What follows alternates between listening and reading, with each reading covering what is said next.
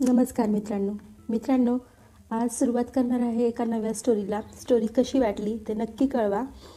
तर गावाकडची वहिनी. मोठा जॉब असल्याने मी कधी आमच्या शेतीकडे लक्ष देत नव्हतो, पण लहानपणापासून मला शेतीची आवड होती. नंतर मी जॉब सोडून माझा स्वतःचा बिझनेस चालू केला, त्यामुळे मला आता वेगळा वेळ मिळत होता. त्यामुळे मी आठवड्यातून एकदा तरी गावाकडे चक्कर मारून यायचो, शेतीकडे लक्ष द्यायचो. इतके वर्ष आमचे शेत हे माझे काका आणि त्यांचा मुलगा सांभाळत होते, त्यामुळे मला लक्ष देण्याचा कधी विषयच नाही आला. माझ्या दर आठवड्याला तिथे जाण्यामुळे ते पहिले खुश होते, पण नंतर मी जास्त लक्ष घालू लागलो.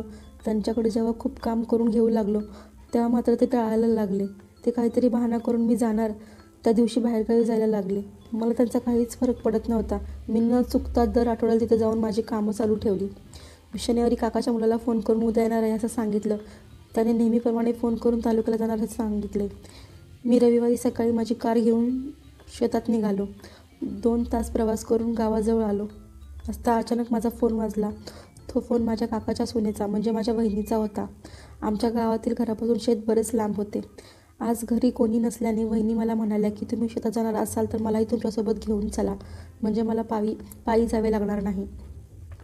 मी कार घराकडे वळवली आणि वहिनीला सोबत घेऊन निघालो. वहिनी ह्या माझ्यापेक्षा 4 ते 5 वर्षांनी मोठ्या होत्या. आम्ही दोघं शेतात पोचलो आणि आपापल्या कामाला लागलो. 2-3 तास असेच गेले. गावाकडे शेतात टॉयलेटची वगैरे सोय नसल्यामुळे मी उसाच्या बाजूलाच लघवी करायला लागलो. खूप वेळ लघवीला न गेल्यामुळे माझा लवडा मुतताना खूप ताट झाला होता. मी लघवी सुरू करताच अचानक उसामधून वहिनी समोर आल्या. कामामध्ये व्यस्त असल्यामुळे वहिनी कुठं गेल्या होत्या याकडे माझं लक्षच नव्हतं. मला जोराची लघवी लागल्याने मी प्रेशरमुळे डोळे बंद करून लघवी करत होतो आणि डोळे उघडताच माझ्या काही फुटांवर वहिनी मला बाहेरून येताना दिसली. त्या क्षणी काय करावे आम्हा दोघांनाही कळले नाही, पण प्रेशरमुळे मला लघवी थांबवता पण येत नव्हती आणि पाऊलवाटावरच उभा होतो असल्याने दोन्ही बाजूने ऊस असल्याने वहिनीला पण समोर चालत येण्याशिवाय पर्याय नव्हता. खूप विचित्र परिस्थिती निर्माण झाली होती. पहिले वहिनी मान खाली घालून चालायला लागल्या होत्या आणि नंतर अचानक त्या वर बघत चालायला लागल्या. वहिनी माझ्या बाजूने चालत गेल्या तरी मला माझी लघवी पूर्ण झाली नव्हती. मला आता खूप कसतरी वाटायला लागलं होतं. वहिनी चालत शेतातल्या घरात गेल्या आणि आमच्या दोघांचा डब्बा घेऊन आंब्याच्या झाडाखाली येऊन बसल्या.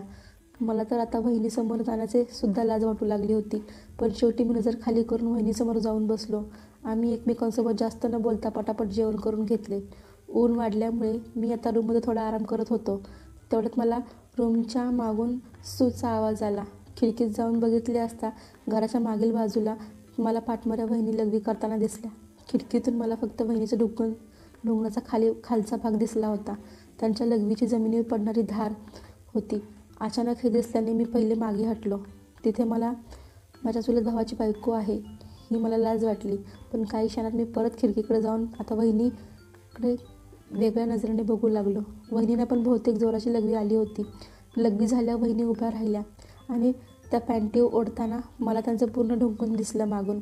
माझा हात ऑटोमॅटिक त्या माझ्या लवड्याकडे गेला आणि मी हलवायला लागलो. वहिनी तिथून निघून गेल्या आणि मी पलंगावर बसलो. पण माझे मन मला आता स्वस्थ बसू देत नव्हते. मला काहीतरी वेगळं करूशी वाटत होतं. त्यामुळे मी उठलो आणि वहिनीने जिथे लघवी केली तिथे त्या जागेवर जाऊन त्या लघवीचा वास घेण्याचा प्रयत्न करू लागलो. मी वहिनीच्या लघवीचा एकदम जवळून वास घेतला. मला तो खूप आवडला, पण माझे दुर्दैव असं झाले की मी मान घालून वहिनीच्या लघवीचा वास घेत असताना वहिनी समोर येऊन उभा राहिली. वहिनी काहीच न बोलता रूममध्ये चालत गेल्या. मी पण वहिनीच्या मागे मागे रूममध्ये गेलो आणि वहिनींना सॉरी बोलू लागलो, पण वहिनी काहीच उत्तर देत नव्हत्या. मला वाटलं आता ह्या सर्वांना सांगणार आणि माझ्या आयुष्यभराची इज्जत जाणार, पण आता नाराज होऊन परत जायला निघालो. तेवढ्यात वहिनीने मला आवाज देऊन बोलवले आणि विचारले, भाऊजी तुम्ही असे काय करत होता मागे? मी वहिनीला म्हणालो, खोटं नाही बोलू शकत, पण जे सत्य आहे ते सांगतो. मला खूप आवडतं हे सगळं करायला. वहिनीने मान खाली घातली आणि मीही घातली. वहिनी म्हणाली, ठीक आहे, हे बघता आपल्या दोघांमध्ये राहील. ही गोष्ट मी कोणाला सांगणार नाही. हे ऐकून मला खूप छान वाटले. नंतर वहिनीने मला विचारले की भाऊजी मला तुम्हाला 2 प्रश्न विचारायचे आहेत, पण मी तुम्हाला विचारणार. वहिनी त्यात काय? वहिनी मला म्हणाल्या की तुम्ही आता लघवी करत असताना माझे लक्ष तुमच्याकडे गेले ना, तसंच तुमचं पण माझ्याकडे गेलं असणार. मी आजपर्यंत इतका मोठा कधीच बघितला नाही आहे कुणाचा. दुसरा प्रश्न असा आहे की माझ्या लघवीचा वास घेऊन तुम्हाला कसली मज्जा येत होती? मी वहिनीची परमिशन घेतली. हे थोडं वेगळ्या शब्दात समजावून सांगावं लागेल. बहिणीने मला होकार दिला.